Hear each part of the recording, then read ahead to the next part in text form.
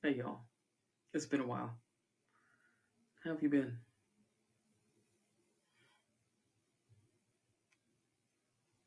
I know it's been a lot of ups and downs this time.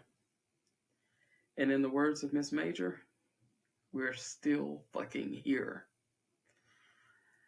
And it is a joy and a privilege and an honor to be alive still. Even with all of the legislative actions trying to, eradicate people that look like me or think like I do or live life the way I do. As somebody who's been black and gay for some time, it has been a time this time. This time, ever since November of last year, it has been rough. And as somebody who is known to be, some people find me funny. I still don't find myself funny.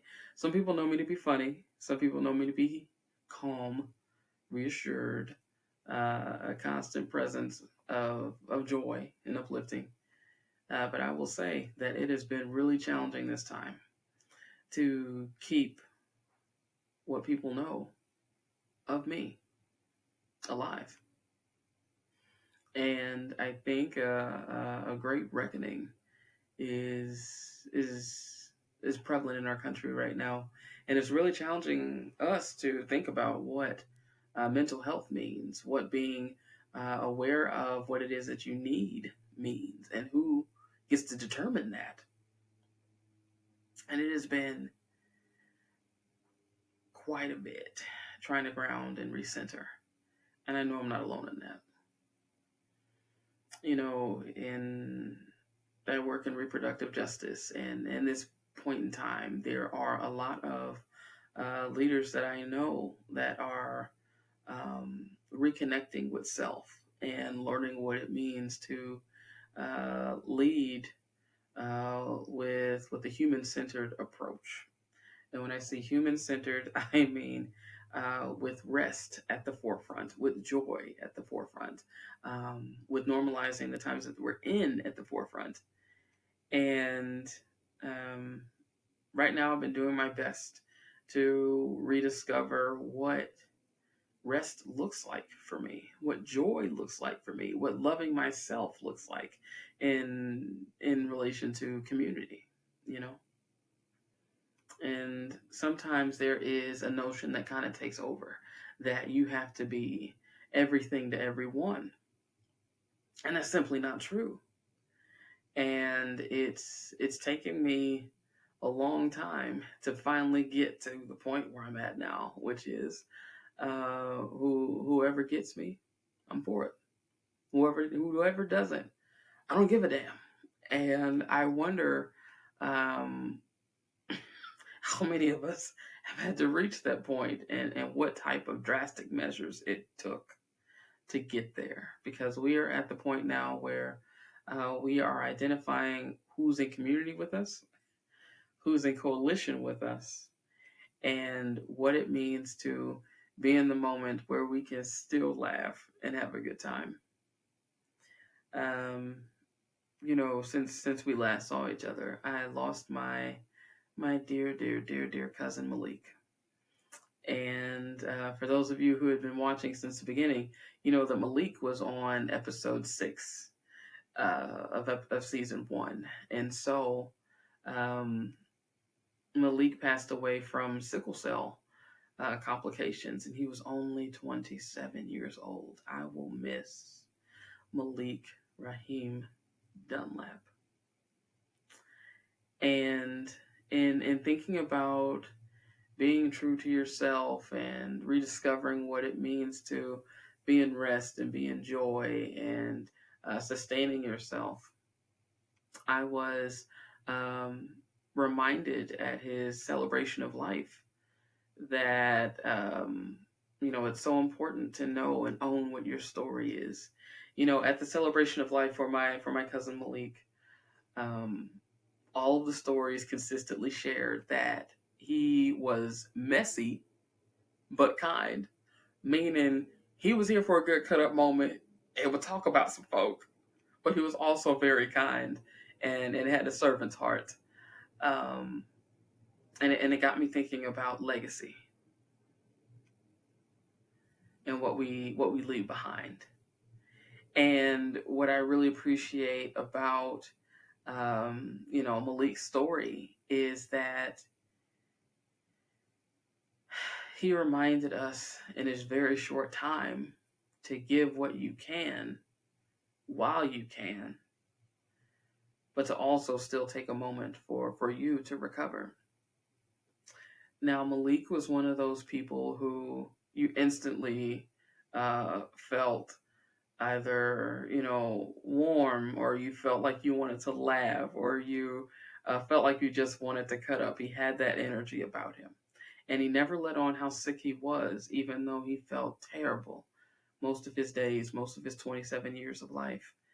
Um, but, you know, whether it was his coworkers or his pastors or his family members, his adopted family and his biological family, we all had the same story. And he was just remarkable that way. Everybody knew that Malik had a heart of gold. It was just pure.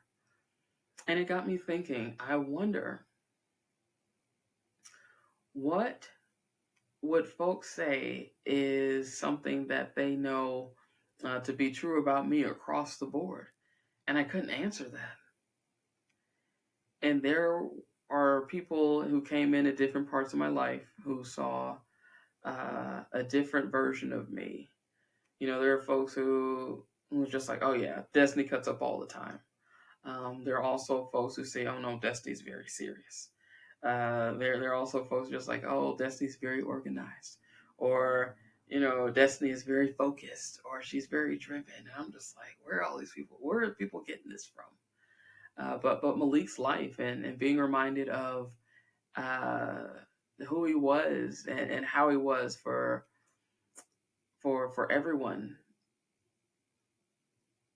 it humbled me to really think about what type of legacy I want to leave behind, especially in the socio-political climate that we're in right now.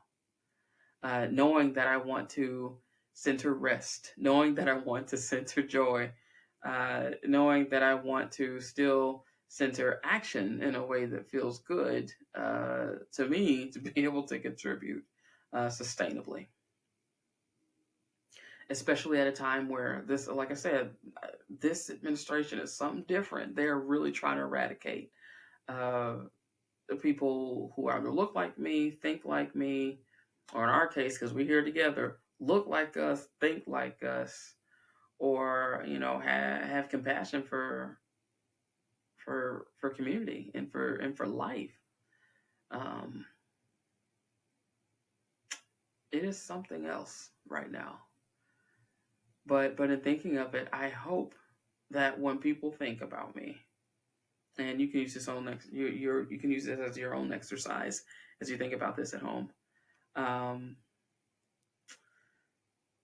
that they see somebody who cares, that they know somebody cares deeply about them, that I was able to model what rest looks and feels like, that I was able to show up with a compassionate heart, and that I love to laugh, that I love music, and that I love my family. I think that would be something that I would want to leave behind in the event of an untimely demise. I don't foresee that happening. I'm not trying to go anywhere. So if something happens, it was not my fault. Just want to put that out there. But thinking back on Malik's life, it's got me thinking. And thinking about his life, especially during this time, it's got me reimagining and revamping what it looks like to show up with a compassionate heart. So for many of us, we were watching on the news, defunding the Department of Education, or dismantling it, or hollowing it out from the inside. We got to see Social Security, on shaky ground, and a lot of staff getting let go. We're also looking at a formal request by one former clerk from Kentucky to overturn same-sex marriage. In addition to, wars that are still going on in Israel and Palestine. So with all of that going on and all of us trying to figure out what to do in the moment, there are quite a few of us that are stuck in analysis paralysis, trying to figure out what is it we can actually do, or should we do anything? And I really want to remind you all that whatever your gift is, do that. So meaning, if you are somebody with very strong, comedic relief vibes, do comedy. We need to laugh. If you are somebody that encourages others to think critically, do that. We need that also. If you're somebody that is a bomb at writing policy, we need you to show up and do capacity building workshops for those who want to build up those chops, because we need you. Basically, whatever it is you have to give it sustainably to the best of your ability. And knowing that whatever it is that you give is enough. It's enough. It's more than enough. And, sometimes as I think about what my role is on this earth, I get a bit, I won't say withdrawn, but I get very introspective. And for those of you who, knew me for the past, I'll say at least 5 years, I like to sit on my porch, and I'm a very introspective thinker. And so I'll ask a lot of why questions of myself. I'll ask a lot of why questions of the community, and why questions of how we want to, live in this moment in time, and while preparing for what our future could be. And in some of those introspective moments, I was met with some pretty harsh truths, which is there's only so much within our locus of control. But what's in our locus of control, we have got to take it and run. We ought to not be giving into, submission early. We don't have to comply early.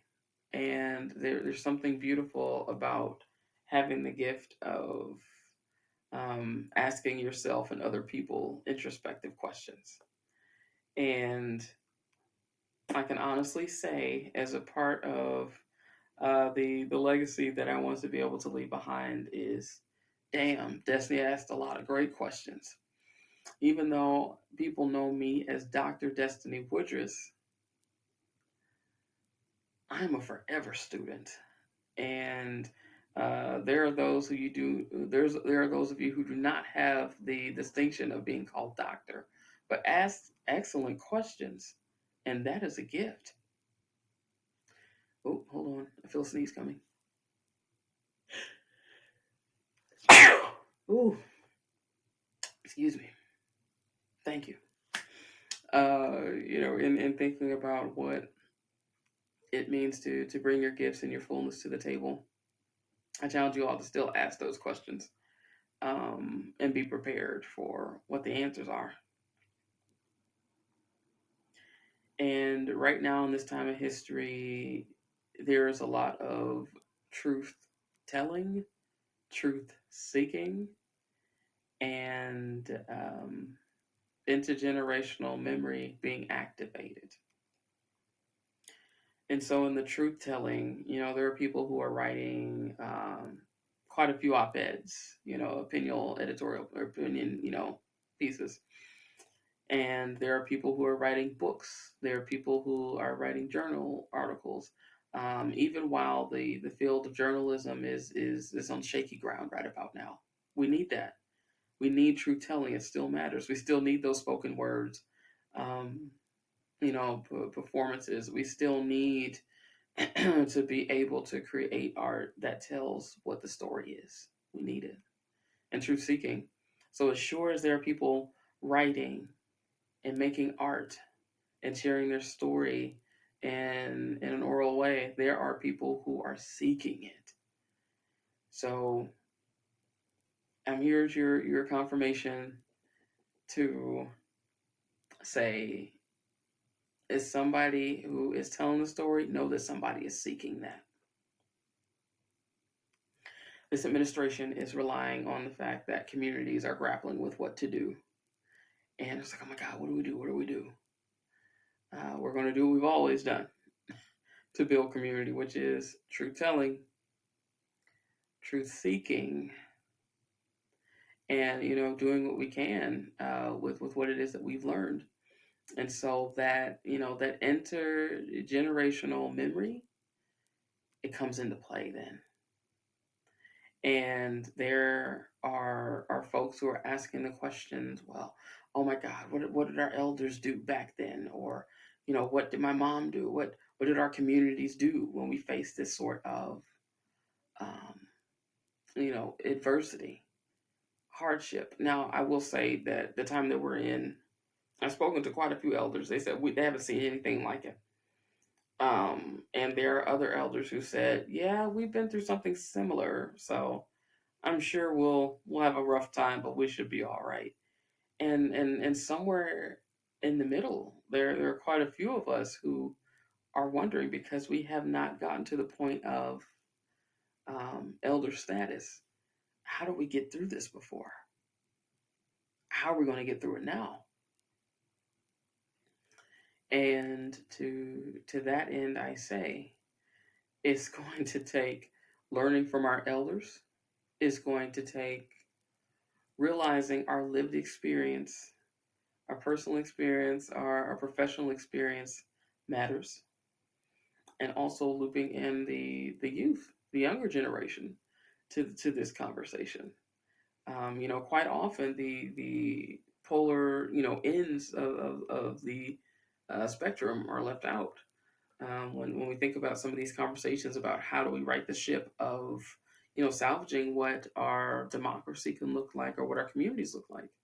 And it really is bringing together those three spheres, the ones who are representing what it's like to go right now through this as an adult. Those who've gone through it as an adult many, many moons ago, our elders, our glorious elders, and our bright, shining stars, the youth.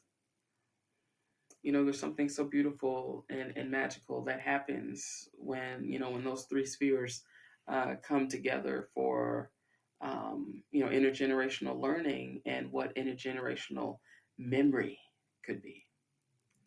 So those three: truth telling, truth seeking, and intergenerational memory and learning and collective experiences and shared understanding of what this is so powerful. I will say that folks that are trying to undermine communities and prey on the fact that communities can get rattled and scared, they're preying on that fact that we forget what our intergenerational memory is, that we forget that there are those who are seeking the truth, that we forget that there are people who have been telling the truth. I say, for one, I ain't forgot shit, and neither have you. It is not in your head. Please don't let the current administration mess with your psyche. Don't let them gaslight you, because you know what the answer is. You know what it's always has been. Truth telling, truth seeking, and intergenerational memory. And simply put, we need each other. That's it. And I've been, hemming and hawing for a little while about, starting Porch Tea back up or not doing Porch Tea, or writing my book projects or not writing my book projects. And I had to stop myself from spinning and realize that I'm exactly where I'm supposed to be at this point in time. And I'm supposed to be doing porch tea. It's reaching folks. Has it gone viral? Absolutely not. But it is spurring conversations that you all are having your own versions of porch tea. Maybe not a podcast, maybe not something that is that has a visual component to it, but you all are having the conversations. Means I'm doing my part. Also, with the creative outlet of the books that are on the way, A Butch and Her Big Spoon, which people love that title, and Love Changes. I'm writing those books for me. I'm writing those books for community. That's something that brings me joy. Those are my passion projects. I got to keep doing it. If I want to be known for prioritizing rest and joy, then I have got to keep pursuing porch tea and my writing. So porch tea, I'm at rest. This is me literally sitting on my porch as the sun is going down. And really having candid and lucid thoughts with you all. Where I find joy is writing those stories that are relatable, and creating fictional towns that people can see themselves in or say, "Ooh, that sounds like my homegirl. That sounds like my homeboy." That brings me joy. And there's something to that. Yeah, I'm smiling thinking about it. I'm right where I need to be. And if any of you have been struggling about where they need to be, or if they're positioned in the right place, I challenge you to think about what is bringing you joy. How are you activating joy? How are you, activating your periods of rest? And really lean in there and ask those introspective questions. Because unfortunately, my cousin's passing really opened up my heart and my mind and my eyes to what I'm doing to either help or sabotage my paths to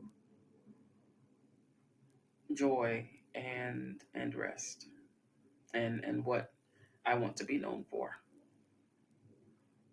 So just want to let you know that if anybody else had been struggling and trying to find a way to, reconcile with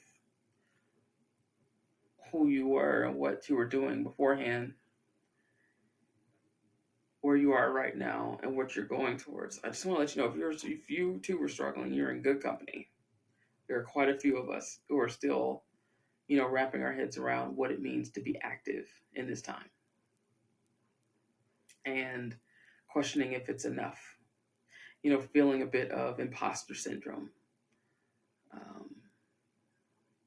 Yeah. Yeah. So I just want to leave you with thank you so much for waiting on me to come back to my rest of porch tea. Thank you for joining me on the ride of writing these books that I've got coming out to hopefully spread joy for other people as well. And yeah, I'm really excited about what the chapter means for me, and I'm excited for what the chapter means for you too. So this is for the folks who, needed somebody to sit with them, like I needed somebody to sit with me on this porch. So we are here together. Wherever you watch it, whenever you watch it, we are in community right now. And I just want to say thank you for being here with me, and thank you for allowing me to be there with you. You're doing a good job. You're doing phenomenal at what it is that you're contributing. So whether you're finally starting to realize what your gifts are, I'm proud of you. whether you're finally acknowledging and accepting what your gifts are, I'm even prouder still. And if you're just like, you know what? I'm glad I am using my gifts and I'm doing what I need to do, then I high five you. I'm a sucker for a high five. And all that to say, you're here. I'm here. We're not fucking going anywhere. Not without a fight. But remember your rest, your joy, what you're building towards, that we still and will always rely on truth telling, truth seeking, and intergenerational memory, and something to keep you grounded so you can remain anchored in who you are. Ask yourself and answer for yourself, what legacy am I leaving behind? What do I want people to remember me by?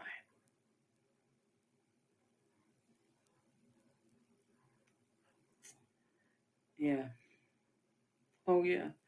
And another thing that random, very, very random, that brings me joy, and I'm excited to share this, is I like to read, books out loud and get into the characters, and read them to my partner, Aunt Shade. And so right now we're reading a book by Ladarian Williams, Bones at the Crossroads, the sequel to his first book, Blood at the Root.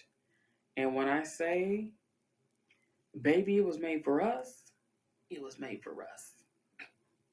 It was made for Black folk. It was made for people who don't see themselves as magical, but magic exists. It was definitely more for the culture. And I want to say, Ladarian, you did your big one with that. So that's a reminder to let folks know that big or small, joy is joy. And we got to hold on to that shit, especially in this administration, under this administration, where they're really trying to wipe us out. But they can't wipe out our stories. They can't kill us all. Then not have our stories being left behind. So I would rather focus on the life, the lives we live, the stories we tell, the future that we are building, the vision forward for being enough. All of that is valid. And so I'll leave it just right there and tell you again, thank you so much for waiting on me and for being patient. Yeah. The sun is setting, it's getting a little grainy, and with this taping. But yeah, I'm trying to think if there's anything else. I don't think so.